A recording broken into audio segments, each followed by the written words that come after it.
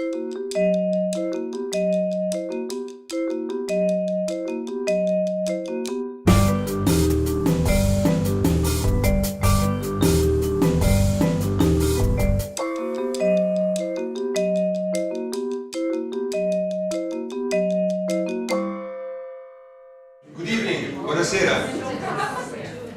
Welcome to New York University, Casa Italiana, zerilli-marimò.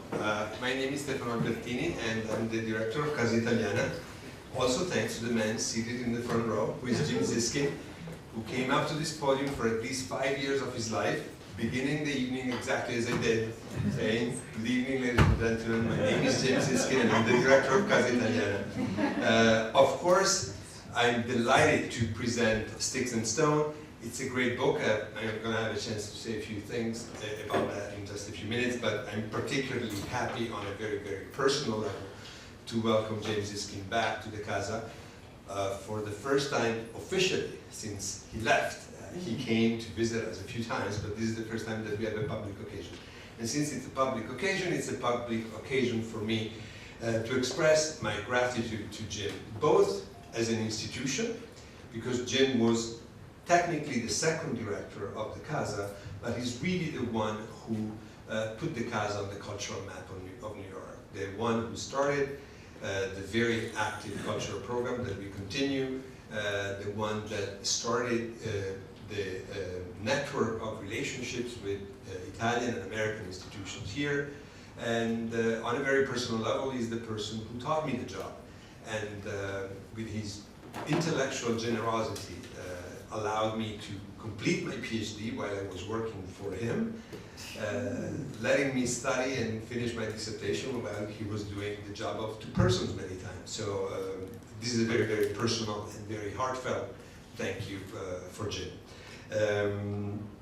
Jim is a linguist. He's trained in a variety of different Romance languages, and after he left Casa Italiana, he moved on to California, Hollywood, and has been working in the field of post-production in a variety of different subfields for the past few years. This is the first book, the first novel that Jim publishes, but he has been writing detective stories and mystery stories for quite a long time, and we understand that this is the first one of a series. Now, Styx Stone, and we have copies upstairs for you to buy and for Jim to sign. It's a book that takes place in New York in the 60s. And it's a murder mystery that is centered around a department of Italian. Not this one. And we're going to talk about why not this one. And one of the first questions I'm going to ask Jim immediately after he's done with the reading is that it's based on an answer to an interview that Umberto Eco gave when he published The Name of the Rose. As you know, Umberto Eco was already very popular. By the way, he's here in New York right now. He's competing with us on some level. But it was the first time he wrote a novel, and when they asked him, why did you write The Name of the Rose? And his answer was, somehow I felt like I wanted to kill a monk. So my first doubt is whether Jim at some point during his career here then where you felt like killing a professor. That's very possible. Being a mystery story, we decided with Jim not to get too much into the details. You know, the last thing we want to do is to spoil it for you. So no spoilers during this presentation, not even for the video. So we're not going to get into the details of the story, but we're going to say some things. What I loved about this novel is the great way in which Jim really gives a very fresh and lively portrait of New York in the 60s. It gives you the idea of the elegance and yet at the same time of the seedy aspects of the city at that time. Of course, Jim was not around New York or anywhere else in 1960, so it's based on very detailed research that he did. And I think he's really able to capture the spirit and the mood of the city at that time. And of course, I love the way in which he portrays academics. And the little struggle for the little power of academia, and the way in which he's able to characterize each of his characters. really for each of them, he creates a personality that is not that common to find in murder mysteries, you know, that are much more concentrated with the plot. And I think by the end of the book, you really feel you have established a personal connection with many of the characters that he identifies. They're very plausible, they're very believable, they're very well-rounded. So this to the literary element. And I also love the way in which James Ziskin, who is a handsome middle-aged man, was able to give voice to a 23-year-old beautiful young lady that decides to start investigating on her, by herself these mysterious facts that happen around an Italian department in a university located uptown that we won't mention. So these are just some of the elements that you find in Jim's book. As I said, Ellie Stone, the name of the girl is Eleonora Stone, and we're going to talk about this name also because it has an interesting genesis called Ellie. As I said, it's the first one in a series, and I think we already have a publication date for the next book that is going to be June 2014. Again, we're not going to give spoilers, but the program of the evening is Jim is going to read a couple of passages from the book. Then we're going to sit down, have a little chat, and your questions are welcome, whether you have already read the books, just please abide by the no spoiler rule, and also my questions. And after that, we're going to have a toast upstairs with some Prosecco and a chance for you to buy your book and have it signed by Jim. There's a great blurb at the back of the book. We stole it, and it's from Professor Freccero. And I just want to read it since he's seated there and he's being shy tonight. But I also want to remember that Professor Freccero is the greatest scholar of Dante in the United States and probably in the world. And he's responsible for giving Jim the responsibility to direct the Casa. So there are many things that are coming together tonight in this room. And one more reason also to be grateful to Professor Freccero. So here he goes. In Ziskin's version of the classic noir novel, the scene of the crime is a trendy Manhattan high-rise, rather than a dive in LA or Frisco. What's more, his murder victims are learned academics rather than crooks. And his protagonist is not a boozy, disheveled, and raunchy, has been, but a beautiful, chic young woman. Please welcome James Ziskin.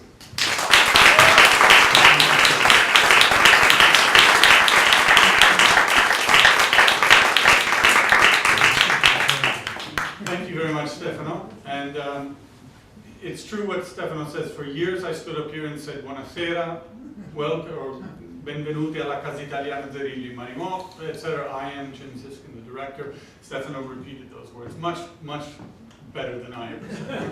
And I think Stefano has done an amazing job here. I follow from afar. I see what the Casa has become, and just the tremendous calendar of events, always very interesting, and some amazing guests that you brought in here. Stefano was a joy to work with. I've known him since now 1994. Just a wonderful, wonderful person. And all summer long, Lakshmi and I followed his posts on the summer program in Florence. And I just wish that I could be a student of Stefano's, because it just seemed like the most amazing experience. Stefano also mentioned John, and I do want to talk about John Freccero. There's an acknowledgement at the back of the book for John. I don't want to say that everything. Well, I think a lot of what I know about Dante, which is not very much, I did learn from John Freccero back in 1981 when I first met John in Florence. That's 32 years ago. So I've known John for 32 years. And I took his Dante course. He must have thought, who is this undergraduate at the time? We talked about baseball a lot. And I think he indulged me, Hank Greenberg. We played a game of going through the alphabet to name for each letter, which major league player had hit the most home runs for that letter. And I corrected John by saying that that Hank Greenberg, no, that Lou Gehrig, I forget now which one. But I was wrong and John was right. And so was it Greenberg who hit more home runs than Gehrig? Yes. Well, Gehrig's career was cut a little short. But so I've known John for many years. As Stefano said, he was instrumental in getting me this position as director of Casa Italiana. I don't think there was a lot of interest to put me in that role elsewhere in the university, but things did work out. And you know, this place, it is a homecoming tonight for me. I spent so many years here, from 1990 to 1998. I guess that's 8 years. I shouldn't say so many. We had a nice brief reception actually in this building after our wedding, Lakshmi and I, where Francesco Erspamer's son, Chris, who was about this tall, and he's now at Harvard, but not Chris, but Francesco, pulled the fire alarm, and the fire trucks came. Now that's bad enough, but if you knew anything about the history of the Casa at the time, the fire alarm went off all the time, and the firemen came 2 or 3 times a week, and there was nothing they could do. They knew it was a false alarm after a while, and we would apologize and say we're very sorry, it went off again. And then when they finally started fining NYU for it, I think it stopped. It managed to fix the fire alarm. But anyway, that's enough of the trip down memory lane, I think, and I'm sure I'm going to forget something along the way tonight. But it is a great pleasure to be back here, and thank you all for coming. And as Stefano said, it might be a nice idea to read a couple of short passages from the book, and then I guess we are going to sit down and talk about a few things. I do want to preface this. Liz Robinson, who was the first person I met at NYU, just asked me if there are, and with salacious interest, if there are any NYU people in this book. And I guess that's for others to decide, but it's not a roman clé. This is not a book with hidden, with real people that I've now disguised, and there are definitely nods and winks here and there, but it's not. None of these people are based on people, and so I haven't murdered off somebody that I wanted. So actually, the victim is somebody that I think I'm sympathetic to as the author. But anyway, let me read a couple of brief passages. Nothing that will give anything away. Since we're here at the Casa Italiana tonight, I thought it would be nice to read something that has something to do with Italian or Italian departments. So the first passage takes place after Ellie. Ellie is she's working as a hack reporter, as she calls it, and photographer for a small upstate newspaper. She comes from New York City. Her father is a distinguished Dante scholar named Abraham Stone. He's been attacked in his home and struck on the head, and he's now at St. Vincent's Hospital in a coma. So she has come back to be by his side. Now she's also estranged from her father. So there's a very contentious and really damaged relationship between them. They are the last two in her family. Her mother and brother had died a few years earlier in close proximity to each other. So she's come back and she's found that her father was attacked in his home on a Friday evening, and looks like a routine burglary according to the police. And she goes, but he was accompanied home by a young man that the elevator operator felt he thought that he worked with her father. So she goes to that university uptown, where her father is a distinguished professor, and wants to start to interview some of the people to find out what's going on. So I'll just jump in. She meets the secretary and asks, I'm looking for the young man who accompanied my father home the night of the attack. And then a man behind her says, that must have been me, came a voice from over my shoulder. I turned to see a tall young man with curly dark hair and horn-rimmed glasses. I'm Bernard Sanger, he said, extending a hand. I'm Ellie Stone. By the way, sorry, I have to interrupt myself and say, I chose these passages because my narrator is a woman. It's kind of difficult. I didn't want to pick something that would be you know, too awkward for me to read. So these are some of the more neutral passages. There are also some passages, actually this one, where accents would be of use, but I'm going to avoid those as well. So, nice to meet you finally, he said. Your father and I were very close. Were, I asked. He was still alive when I saw him this morning. Of course, he stammered, withdrawing his hand before I had shaken it. I meant we were working closely together before this happened. What time did you leave him Friday? Sanger thought carefully for a moment, seemed to be organizing the order of events in his head, then answered, 10:15. The elevator operator should be able to corroborate that. He buzzed your father as I was leaving. I had forgotten something, you see. Yes, he told me, I said. What was it, by the way? His manuscript, Daughters of Eve, Women in Dante, he said. We agreed he'd bring it to me today instead. Of course, as things turned out, he didn't. Why was he giving you the manuscript? I was helping him edit it. If you look at the acknowledgments, you'll find my name figures prominently. Can't wait to check. Did you notice anyone in the hallway, stairs, or elevator? I asked, steering him back to the subject. No, the building was quiet. Was my father expecting anyone? Did he seem preoccupied? Not at all, said Sanger. He told me he had some mail to read before turning in. That was all. He didn't mention anyone. Just then Miss Little, the secretary, blew her nose again.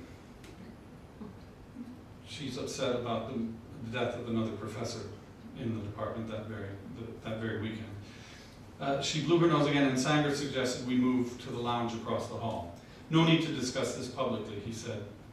The lounge was outfitted with modern institutional furniture, some tables, several cushioned chairs, a couch, and a long pair of stockings, crossed and resting on the floor at a 45-degree angle. My eyes climbed the sleek legs, over the navy mohair skirt, slender waist and silk blouse, through which one could discern the hint of a lace brassiere, just visible through the fabric, and intentionally so. At the top, a striking fair-skinned beauty with black hair looked up from her book and smiled at us. She had big green eyes. Let's talk somewhere else, said Sanger, and he tried to draw me out of the room by the elbow. Don't run off because of me, Bernie, said the young lady. Her offer put Sanger on the spot, so we pulled up 2 chairs. Where I come from, it's customary to make introductions, she said, sitting forward, the silk of her stockings brushing a soft whisper somewhere on her legs. Hildy Jaspers, Ellie Stone, said Sanger to get it over with. I took her hand. Not Professor Stone's daughter, she asked. I nodded. Hildy is a doctoral candidate here in the department, said Bernie, trying to wedge himself between Miss Jaspers and me. But she's a modernist, so she doesn't have much occasion to work with your father. Au contraire, Bernard, she cooed. Then to me, I worked with Professor Stone last year on the curriculum committee, and he helped me prepare my Latin exams.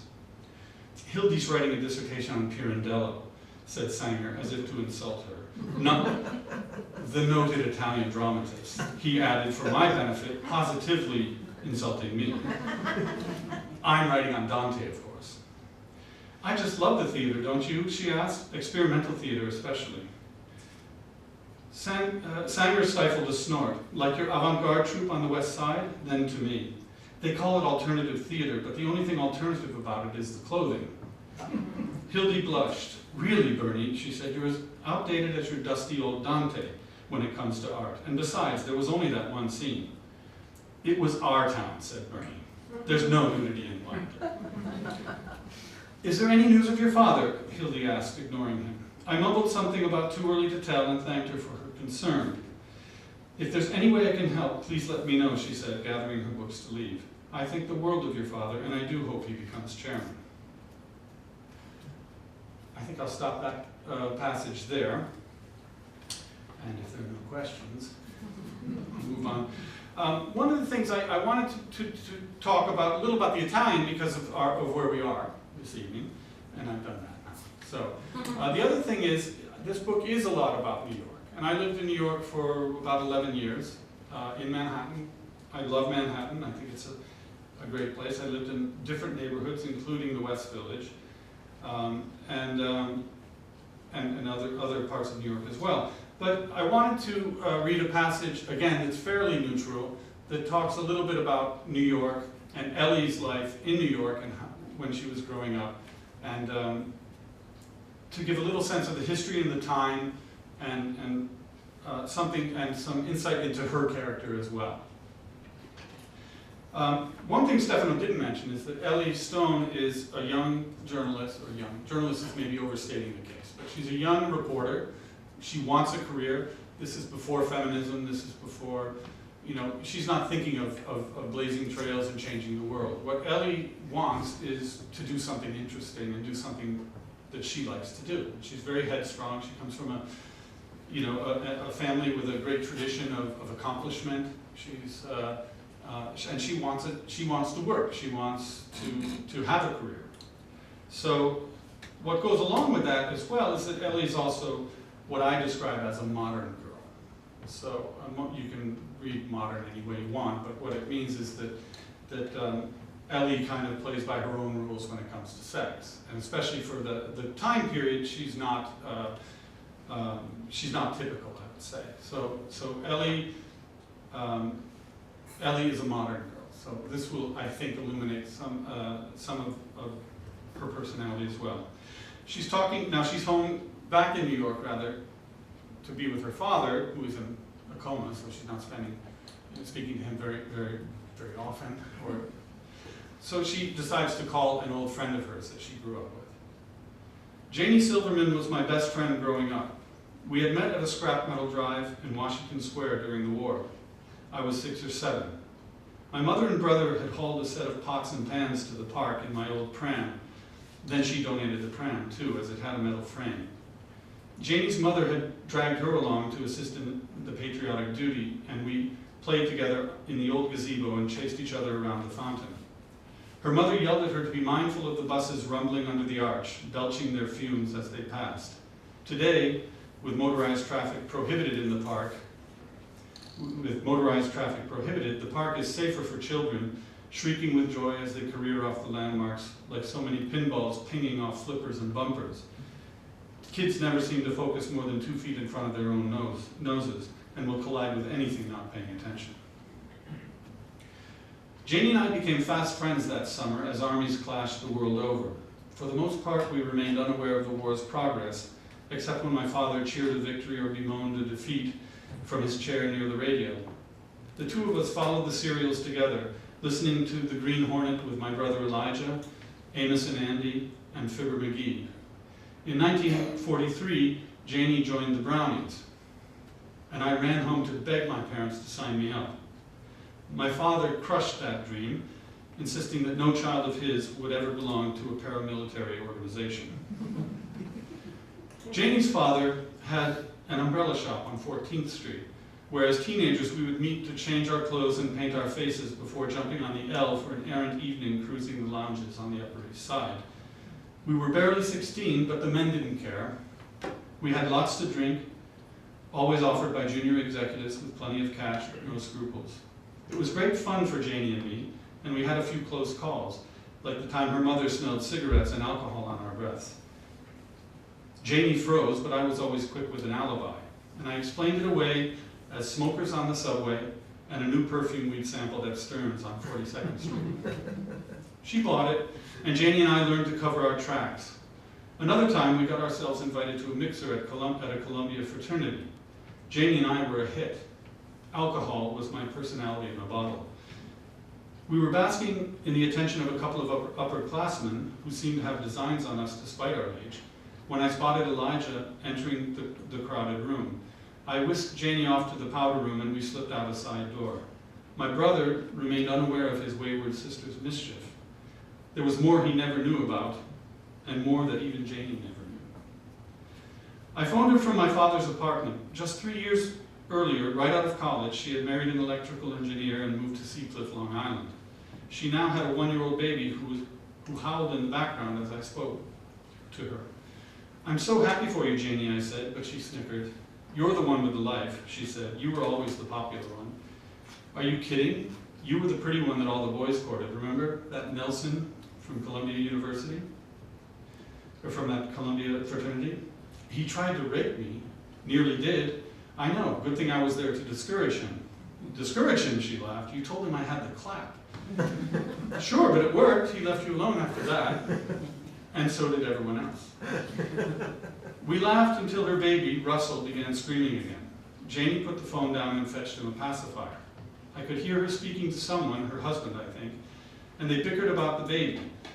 Finally, Janie came back on the line, and I felt I was putting her out. Do you ever hear from the old crowd, she asked, Bonnie or Jackie? Afraid not, I said. Bonnie's probably still in med school, and Jackie, well, after what happened with Stitch. Oh, right, I'd forgotten about that. Sorry, Ellie. I didn't like the direction the conversation was taking. Old boyfriends and former friends were of little interest to me. The memory of Stitch was particularly painful, for I had lost a love and a friend to him. We'd known each other casually through Jackie Renard, a close friend from my days at Riverdale Country School. After high school, Jackie and Stitch had gone steady for about a year, then broken up on friendly terms. It was the summer after my junior year at Barnard, August 1956, when we ran into each other at the Warner Cinerama in Times Square. I found out later that Stitch had planned the chance meeting carefully. I was suffering through a hellish blind date with the son of a friend of my aunt's. Stu Benson was as dull as an old safety razor, unless you considered his bizarre tics and antisocial habits interesting from a clinical point of view. His routine included the rhythmic, constant pursing of his lips, the odd tracing of figure eights on the side of his face with his left forefinger, and the unabashed contemplation of my chest whenever food was unavailable.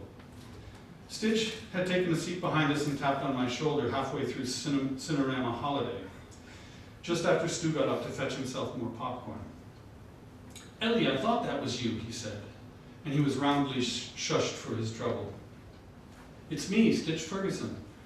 He whispered into my ear for a few minutes, drawing more censure from our neighbors, until I finally pulled him out into the corridor. As we left the auditorium, I looked back to my seat to see Stu returning with his bag of popcorn. Let's get out of here, Stitch, I said. Do you know a place where I can get a drink of something? He did. His room at the Penview Hotel near Herald Square. So I'll stop there.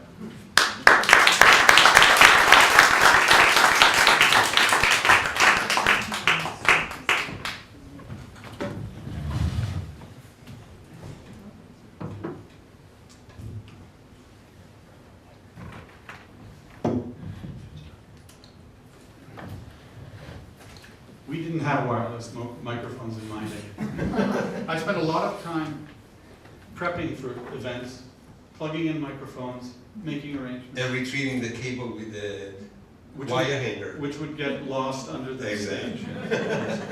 A few changes. So Jim, did you ever feel like killing a professor? Like Umberto Eco killing a monk? Well, the professors who taught me, yes. There were some. I studied at the University of Pennsylvania. I did undergraduate and graduate work there in French and Italian, both undergraduate and graduate. And there were some. But you mentioned earlier about academics, and I wanted to show, I love the academic world for a mystery, because what's interesting is so many, what is important here might not be the same things that are important, I won't say out in the real world, but say in the financial world or in law, you know, if you make a lot of money, you're considered a success. All of those things, you know, none of those things rather, are important once you enter the hallowed halls of academia. And what is important is ego and reputation and, you know, well, scholarship, things like that, but a much different world. So I just found that really, really an interesting place to set this. I also like to think that in academia, you have your share of jerks as well. I mean, like any other profession. You have great people, and you also have, you know, those who are, you know, not so good. Not so good, and really great targets for a murder victim, perhaps. Or, so, yeah. But it's interesting because you left the academic world and now you're in movies. That it sounds like a much more interesting, exciting world, and still you decided to have your first book taking place in academia in terms of setting. And unfortunately, it's probably the last one that will take place in academia, at least in this series, because Ellie is not an academic. She is the daughter of an academic. Maybe it might be stretching it to bring her back somehow. But there are a lot of plans, you know, maybe the Hollywood, I don't find Hollywood all that interesting, even though I've been there now for almost 16 years. Yeah, I also try to think that, you know, in a mystery series, you're not always going to be, you often are, but you don't have to be in the same situation each time. I like to think each mystery might be different, with a different cast of characters and a different exploration for the detective. And yes, Ellie is a detective in the sense, you know, she's an amateur detective, and she's drawn into it because her father has been attacked, and for no other reason, really. Yeah, I do think it's a fertile ground, academia, for mysteries, but it's probably the last one for a while, unfortunately. And Jim, the other thing I mentioned in my introduction is that this beautiful portrayal of New York that ends up being a character, the city in the 60s. And you were not here, as we said, and we might be familiar. I was watching reruns of Mad Men, and I was immediately thinking, well, that's the aesthetic. But you wrote this way before Mad Men came out. Yeah. How come you were so fascinated? You are fascinated by New York in that period, by the Manhattan of late 50s and early 60s. You know a lot about it. Why New York in the 60s? What is so appealing to you about the city at that time? Well, I think, you know, Mad Men, it's an interesting thing to mention because a lot of people have mentioned that it does, this book takes place just where the first season of Mad Men begins, 1960. It's actually January of 1960. It's the beginning of a new decade, and a very interesting decade to me. As you mentioned, I look at 1960 as this time when you know, America was looking to the future, and everything was we were entering the jet age. You know, there were changes throughout the world. The last of the colonial, you know, empires were crumbling, and the former colonies were becoming new nations. And you know, we were in the middle of the Cold War, of course.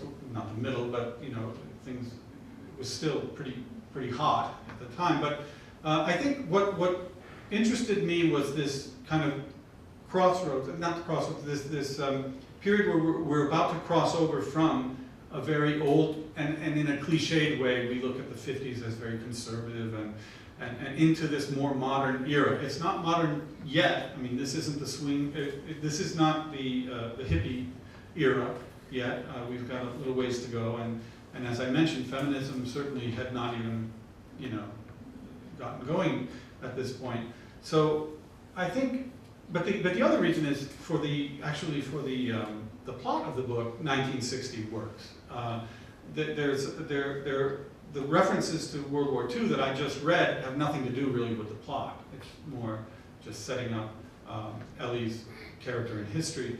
But World War II plays an incredibly important, you know, there's a very important subplot that has to do with World War II and with the racial persecution and the Holocaust. The Holocaust, and also just what happens to those memories and those people 15 years later, when, you know, there has been some time for people to maybe not forget, but certainly for memories to cloud, and for you know, it is not immediate. It's not as if it happened yesterday. I mean, I like to think, today we're in 2013, think back to 1998. It's just about the same. It's when I left here. It doesn't seem all that long ago.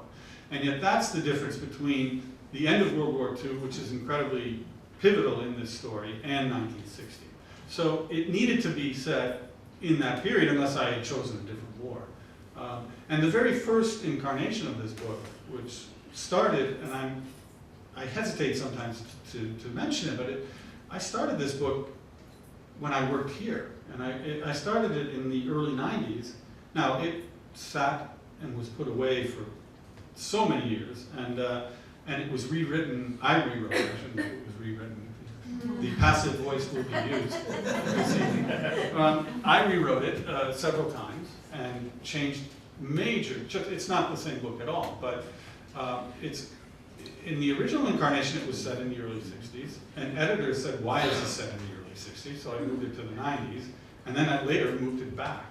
So to me, that's why 1960. And I do enjoy stories about a different time and place. It's nice to transport the reader. And by the way, I have to give a nod to John Florio, who's sitting here in the third row, who wrote a book called Sugar Pop Moon, which is brilliant. And it's set in the 30s and in the early, it's kind of in two periods, in the beginning of the 20th century and then in the 1930s.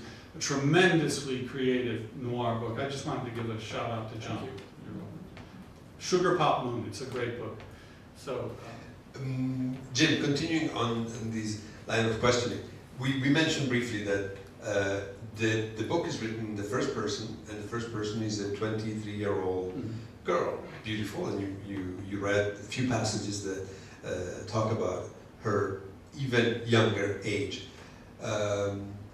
Why give voice to a 23-year-old girl, and did you find it difficult, challenging? Well, another thing I'll admit here tonight and deny elsewhere. When I walk out these doors, my agent suggested that I make the detective a girl, a young woman, and I think it was the best advice in writing has ever given me. And the book was, I liked the book before. So basically, I rewrote the book and changed the main character from a man to a woman. And a couple of people in my family know that because they read the original a long time ago. It was a total rewrite. It's not just that I didn't just change the pronouns. There's probably easily 30,000 words more that were changed or thrown away. So a total rewrite. But was the operation fun, challenging? I resisted at first. He suggested it, and I thought, you know, it's so much of this is tied up in the main character's, you know, I guess sex or gender. And when I did redo it, I just said this is amazing. It's never easy. I say nothing about writing is easy. It's agony, in many ways for me, because I just agonize over what is. Forget about the story. It's like, am I putting the right word on the page? Is it have I done my research? Have I made a mistake? And so I don't think that writing, and I pray that nobody in this room gets angry about this or wants to argue with me about this, but I don't find writing about a female character any more difficult than writing about a male character. All novels are populated with men, women, children.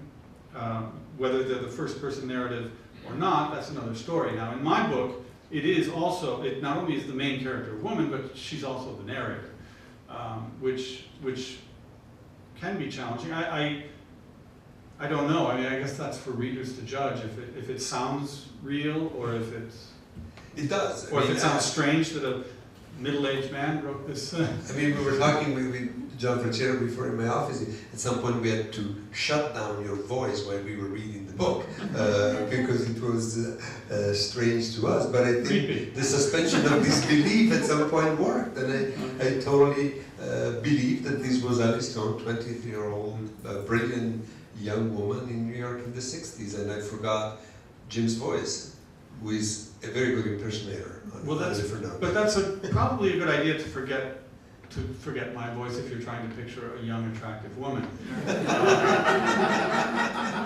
Even if my legs did come out pretty good on the book. So, no, thank you. That's right. Jim, why the department at Columbia and not here? You know this one very well. Well, yeah. Well, I think at the time, NYU, it wouldn't have worked. I mean, NYU was, and I apologize if this is an oversimplification, but NYU was much more of almost a commuter school at the time. I mean, it's not the NYU that it is today. And the reputation wasn't as established. And also, I don't know if they had an Italian department. Now, I took liberties with the Italian department at Columbia. There were a lot of famous people who obviously were there at the time. Olga Ragusa, for example, was certainly there. And so there are no female professors in my Italian department in 1960, whereas in real life there was. And I also moved the department from the Italian Academy at which used to be called the Casa Italiana at Columbia, I moved it into an administrative building that often, at other times, had housed Right now too. and right now houses the Italian department, a place called Hamilton Hall. I just thought it worked better. I didn't want to deal with a lot of things like the politics that were involved. Columbia was actually quite, even at that time, there was, I make a few allusions to it. There was a conservative streak, and during the Red Scare, for example, Columbia was very active in twisting arms to get people to sign, professors to sign loyalty oaths, and to say I've never been a communist, and things like that. So, and of course the contrarian Abraham Stone, you didn't get much of him in this reading, you didn't get anything of him in this reading, but you find out he's kind of a difficult and principled and kind of a, speaking of jerks, I mean, he could be a jerk. You either loved him or hated him, and a lot of people hated him because he was just stubborn and principled. So he was one of, he is stubborn and principled. He's one of those who refused to sign the oath in the department. So Columbia I picked because at the time its reputation and but listen, I did have Abraham Stone lives on Lower Fifth Avenue, just near the arch, so I did still. A lot of the novel actually takes place in this very neighborhood, in these streets. Yeah. Yeah. And how many of you have read the book already? Good. Do you have any question that doesn't let Jim go away anything about the plot for him? Yes, Mr. Poirier. You mentioned that you like writing in that era, that year. And I'm curious to know if in the next books, now I haven't read this one yet, I'm looking forward to it, but in the next books, will the timeline move? Will she age? And are you looking forward to doing that, or is that a new challenge that you're concerned about? That's a great question, because I wish I could be timeless and never grow old, you know, that kind of thing. Kind of like, you know, a Jeeves and Wooster story. For example, you know, Bertie never ages, it's always the same. There's never a date that matters, but in my book, the dates do matter. So yes, she does age. The next book, which is called No Stone Unturned, and all the books will have stone in the title. The next book is coming out in June, as you know, June 2014, and that is about 10 months later. It's November, it's Thanksgiving 1960. The third book, which I'm working on right now, is it takes place just a couple of weeks after that and into the new year. So reluctantly, yes, she is aging, and I wish I didn't have to do that. But that's what I'm going to do. So, but it's interesting that you said, I wish I didn't have to do that, because clearly you can do whatever you'd like. But somehow the character is becoming bigger than you are. Yeah, well, I don't want it to be like MASH, for example, right, the TV show that went on for 13 years, and it lasted longer than the war. I mean, you know, the actual, if you strung the episodes together, I think it was longer than the Korean War.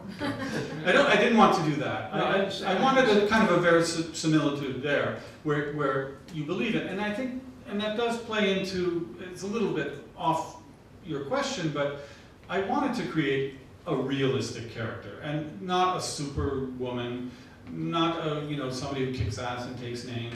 It didn't fit the book I wanted to write. I think those books are great, where the female detective does those things, but it's not the book I wanted to write. And frankly, if it had been a male protagonist, it wouldn't be that way either. The original protagonist in this book was kind of short, and you know, he got by on his wits, not on his brawn. So, but anyway, John, to answer your question, yeah, she will age reluctantly. And slowly. Slowly. I want to pack as many, but there are only so many titles that I can come up with stone in it. You know, there'll be blood from a stone, and no, sink like a stone. The third one is stone. The tentative title is Stone Cold Dead, and I hope to have that done maybe early next year. I'm very much behind schedule now, but yes. Jim, do you have a complete arc in mind for this character, or is it book by book, or 2 at a time, or 3 at a time? I am. That's an embarrassing question, John. Thank you. As my wife Lakshmi knows, I look at the big picture. I'm not a meticulous planner. I plan to a degree, and so I will write you know, an outline for a book where I know how it's going to end for sure, but all the little details in between, those come to me as I'm working on it more, you know, I come up with better ideas as I work, and on a book, it takes time to write. And by the same token, I cannot claim that I have thought it out the way somebody like J.K. Rowling, you know, planned every detail for 7 books and then tied it all together at the end. And if she didn't do that, then she did a great job of hiding it, you know, something like that. I have not. I don't know where it's going to end for Ellie. One friend asked me, you know, well, we got to get her out of. The second book takes place in a small upstate town called New Holland, New Holland, New York. Whoops, sorry. You gave it away. And this friend read it and said, "Oh, I really loved it, but what can we do to get her the hell out of that town?" So it's just a small upstate town, right? Where she, but I kind of like, and Lakshmi wants to see that too, I think. But so we'll see. I don't know, John, where she's going to go from. Eventually, I've got the next, you know, 3 or so books, you know, a good idea of where she's going. But in terms of will she settle down and marry or get a job at the New York Times, I don't think she should get a job at the New York Times. I think that that is a little unrealistic. Ellie's job, even in this book, I didn't talk about it, it's only at the beginning really, but she's I mentioned it, she's a reporter and a photographer for a small upstate daily. She covers Knights of Columbus meetings and high school basketball games. And that's, you know, but she's happy at least that she's not fetching coffee. You know, we have to be realistic. In 1960, it wasn't just any, you know, there were not the opportunities. So I don't have the ending plotted out, but I doubt she will end up winning a Pulitzer Prize at the New York Times. Do you have any other questions? Even those of you who have not read the books, and then maybe questions about the historical context. And yes. How much research did you have to do about the 60s? Well, quite a bit. I mean, I would research everything from, and I think I'm pretty good at doubting myself. So what I'm, in my own work, I always advise editors to know what you don't know. So you want to check things. Things like, was Park Avenue South called Park Avenue South in 1960? And you know what? It had just changed. It had just changed from 4th Avenue. So Ellie calls it 4th Avenue, and I think she might even say, I can't get used to calling it Park Avenue South. The New York State Thruway, she jumps on the New York State Thruway to drive to New York. I said, was the Thruway there in 1960? And sure enough, it was. It was built actually, I think, 5 or 6 years before. So the Thruway, and of course it was named after Thomas Dewey, so well, they could have done it posthumously. But so yeah, there was a lot, and yet, trust me, someone will find, actually I think Stefano found a minor, well not minor, but a little inaccuracy, but it's historical inaccuracy, but it is stated by one of the characters, so, you know, memory, it's okay. It's The Fog of War. The Fog of War is what it was, yeah. Not in Jim's mind, the mind of the character that relates this one. But other than that, I mean, it's so research, and I still say, you know, without the internet, I mean, I don't know, I would never be a writer, that's for sure. And without computers, because, you know, as some people here knew me when I was young, I mean, I used to type out I wrote my first novel, and that's being generous, at the age of 12 on a portable typewriter, and it was awful, and it still is awful, and everything I wrote, I think for years after that was, you know, slightly better each one, but not good, and that's really the experience of a writer anyway. Some people manage to just right out of the box write a great book. That certainly wasn't my experience, but research is a huge thing, but I actually enjoy it, and I think it's a curiosity. Let me make sure I have this right. I'm sure I missed some things. You know, when did the L come down? When did they tear down the L and build all those buildings on the Upper East Side? Which I think one of the more odious professors lives in one of those, what I call the big, you know, battleships that they built, which I would die to live in them today. I mean, you know, if I could have a nice place in Manhattan, but.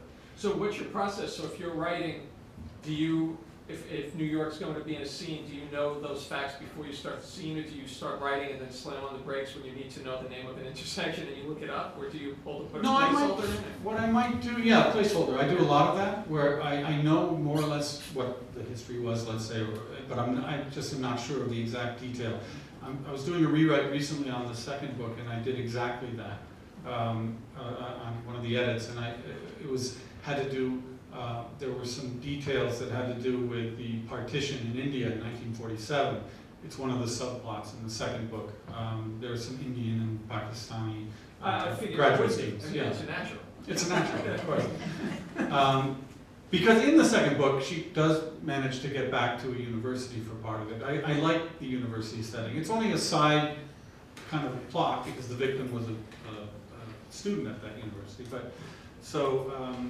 I do put in placeholders sometimes and say, just check on this, and then as soon as I have an internet connection, if I'm on a plane or something, then I'll do it once I can. And is that the same process you did? Now you have a deadline, right? So you have to do the book in a year. The other one you had all this time to do. Mm-hmm. You did the same process both times, or is that your shortcut now that you have a deadline limit? No, I think I did that before. And actually, yeah, and when I wrote it originally, I mean, way back when, chock full of errors because, you know, I would be too lazy to go to a library to look something up, you know, something like that.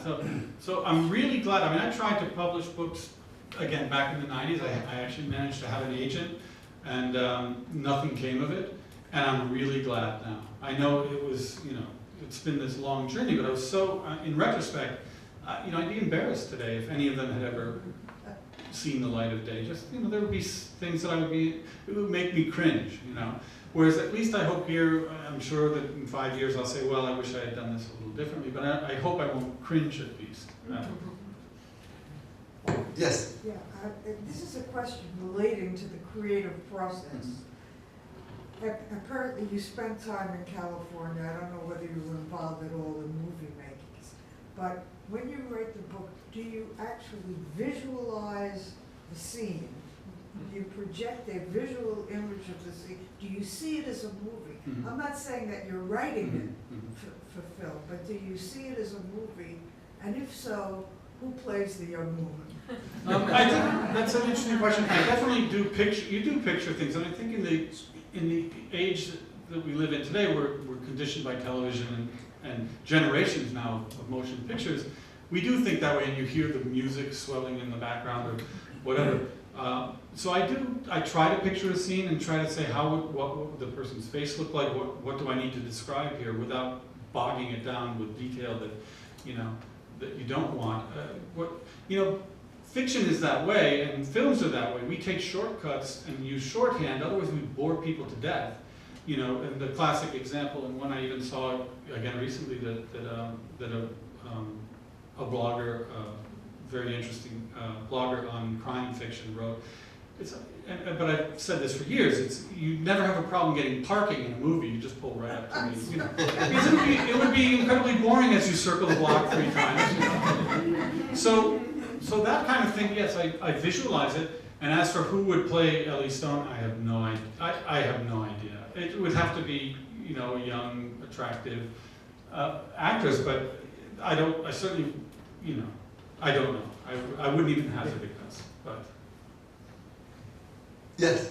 So Jim, the men in Ellie's life kind of take different parts. There's a whole kind of more on the platonic side, from her publisher, editor, to Fadge, to McKeever, to even her father, who kind of plays a different role, and then the romantic side of her, and the relationships are so different. Is that kind of an arc that you saw, that the men that she had relationships with that weren't kind of in her love life? I don't know. If I understand the question, I see, you know, in real life, you know, you fall in love with someone and that person likes you as a friend, you know. So there's some of that. Some of the men in her life she loves, but they're, you know, she's just not into them, you know. Others like Gigi, you know, the Luigi Lucchesi, who is a love interest in this book, that she kind of falls hard for, and it plays an important part in the plot. You know, I guess it's easy to fall for him. He looks like he stepped out of a Botticelli painting, you know. So he's like she describes him as a Botticelli angel. You know, that's what he looks like. But he's also charming, you know, she's also the type who's very likable. So men kind of gravitate towards her because she's young and pretty and she's witty and nice. And then other men gravitate towards her for you know, more selfish reasons maybe. I don't know if I've answered your question, Joe. So. Well, if I have one yes, more. please go Sorry. ahead. Yes, Okay, yes. so John Irving said in an interview that whenever he sits down to write a book, he always knows the last sentence of his book, and it never ever changes. In fact, it's never changed in any novel. Do you know where your book is going when you start? I know the ending, absolutely. The ending I always know. The last line, not necessarily, but or not at all, I would say. But I like the ending of this book, and I think it's. I think it wraps it up nicely and kind of emotionally as well. No, I didn't know the ending. Like I said, I tend to come up with better ideas as I work on something. The longer it's there, even now I wish I, in a sense, could have added some things or changed some things now that might have made it a little bit better. Like, wouldn't it have been good to mention this? It would have given more, not plot points, but to change the, you know, to flesh out the era or the character. Wouldn't this have been good if more people said, well, you know, for example, this Stitch Ferguson that she kind of fell for when she was younger, and then he breaks it off with her and kind of breaks her heart. And I thought, you know, I thought of a really good thing that I could have put, but I didn't. And I guess I can tell you because it's not in the book. What I thought of recently was he should have said, you know, well, look, you're Jewish. It wasn't like we were going to get married anyway, you know. And it crushes her, you know. But unfortunately, that's not in the book. So. Well, if there are no more questions, I would like to thank again Jim for having accepted our invitation to present Styx Stone here. You will not cringe in 5 years. The book is beautifully written. It's a great read. It's gripping. You won't abandon the book until you finish it. And so I invite all of you who have not read it to buy a copy and read it and talk about it to your friends. Jim, thank you again very much for being back at the Casa. It's always your home. Thank you. And thank you all again. Let's go upstairs for a break and the books.